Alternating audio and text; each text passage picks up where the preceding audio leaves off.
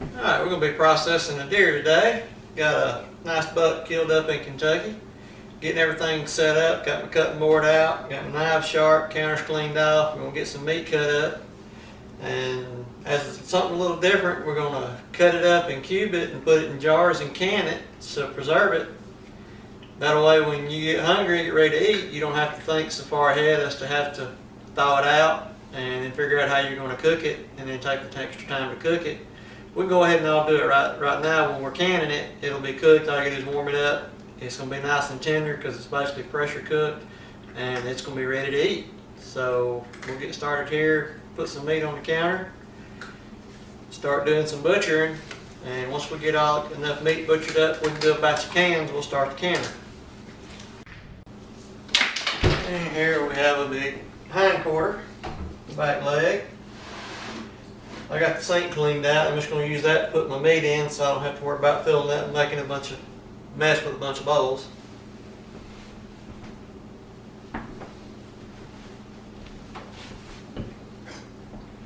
Knives good and sharp. I already sharpened and cleaned them up. You got all this membrane on the meat. Best thing you can do with all this stuff is just cut it away. Get it out of your meat. You just want to use real clean meat in there that's ready to eat. No fat, no extras. All these membranes and stuff, if you get meat that's processed and it's got a lot of this stuff in it, it'll give it a real strong flavor and make it not so pleasant to eat.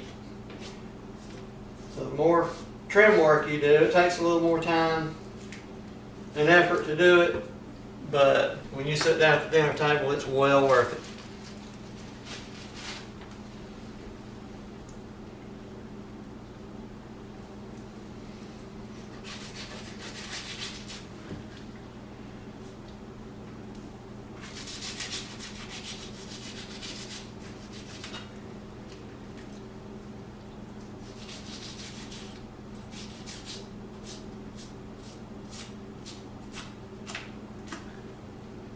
These old membranes, just all that stuff peels right off once it's been already in a cooler and hung. This meat's been either hanging in a deer cooler or in an ice chest for about 10 to 12 days now. I don't remember exactly what day I put it in, but it's been aged for over a week. So that helps get the blood out of it and lets it drain and age it a little.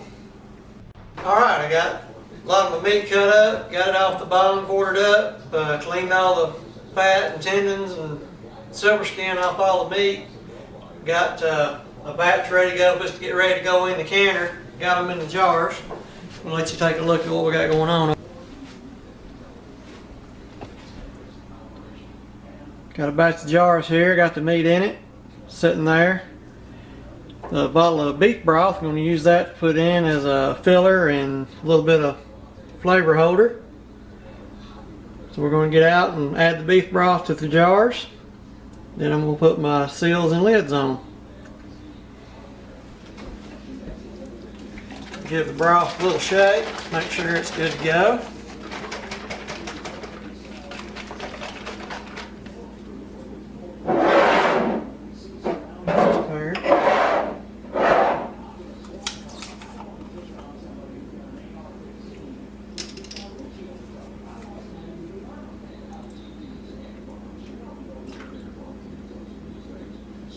I'm going to leave about an inch of airspace at the top per the canner's instructions.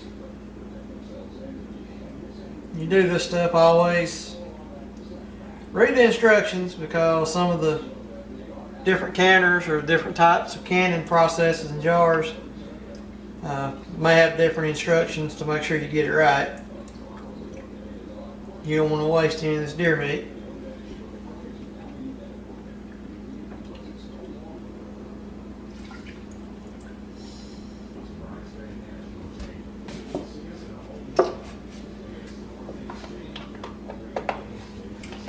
Alright, that's 2 quarts of broth for, it's like about 18 pints of meat. I don't have them packed real tight, so Want to make sure I leave plenty of room in the jars to make sure we don't overpressurize anything.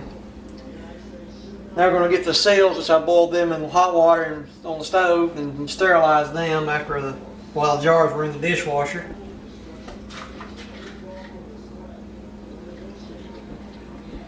Now go ahead and place the seal on each jar.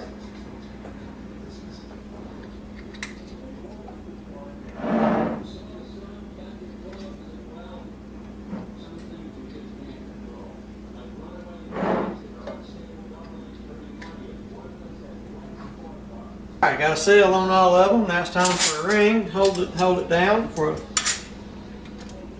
when it starts cooking. It'll seal that lid, and you really won't even need the ring anymore after that.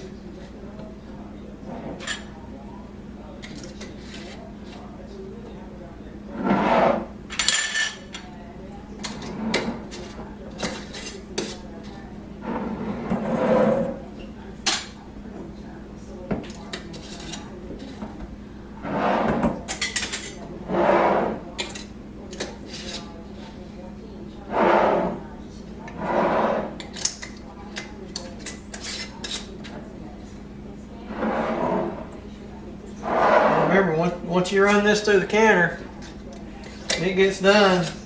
All you gotta do is open the jar up, heat it up, and you're ready to eat. The instruction book from the canner says not to reach down on these rings. All you gotta do is just get them kind of finger tight, just twist them tight a little bit. You don't have to get a whole handful. Twist them down because you're really just holding that seal secure on top of the jar, and the pressure from inside the canner is going to do the rest. The pressure and the heat.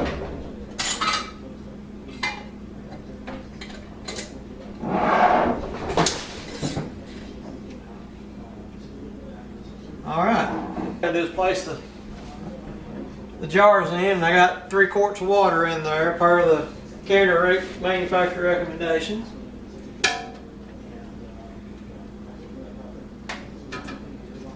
It's got a tray in the bottom that keeps the jars up off the bottom. You'll notice these jars are smooth sides, they don't have any shoulders on them.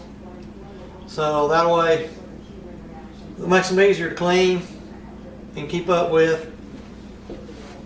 You can't get quite as many of these in the canner. If you have the ones with the shoulder on them, you can get a few more in there per batch. But that's the trade-off of having a jar that's a little bit harder to clean.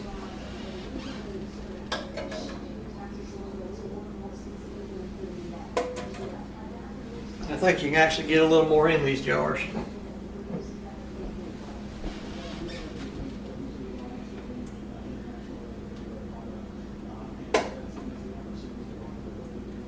Alright, 1, 2, 3, 4, 5. Okay, there's 8 jars on the bottom layer. I'm going to start my second layer, which they're going to stack them offset. You don't set them directly on top of each other. You want to offset them like that.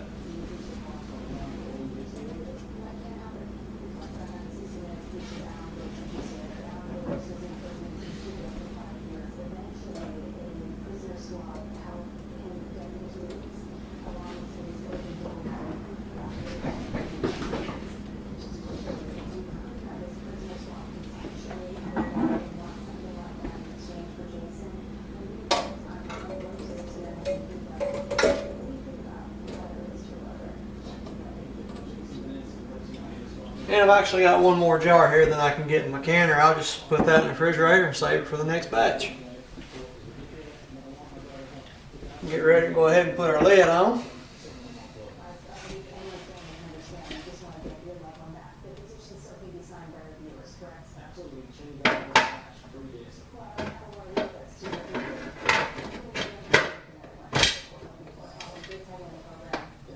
Close it up. Alright, just took the first batch of canned deer meat out of the canner. Got it sitting on the counter cooling off. Let's go over here and take.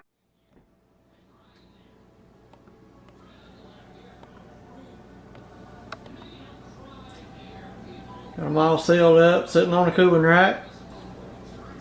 No liquid leaked out.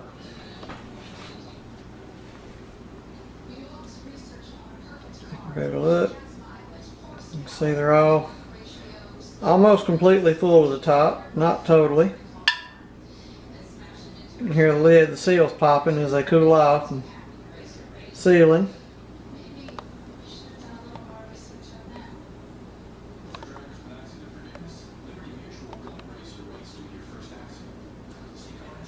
There they are, and I'm over here working on getting the rest of my meat cut up. See here in my stainless steel bowl, that's where I've already got it diced up. Other sinks where I'm throwing my scraps. I don't have a whole lot left. Should be able to get this project finished up here in a little bit. See, that's all canned, it's fully cooked. Just a little beef broth in there. All you gotta do is heat it up and it's ready to go.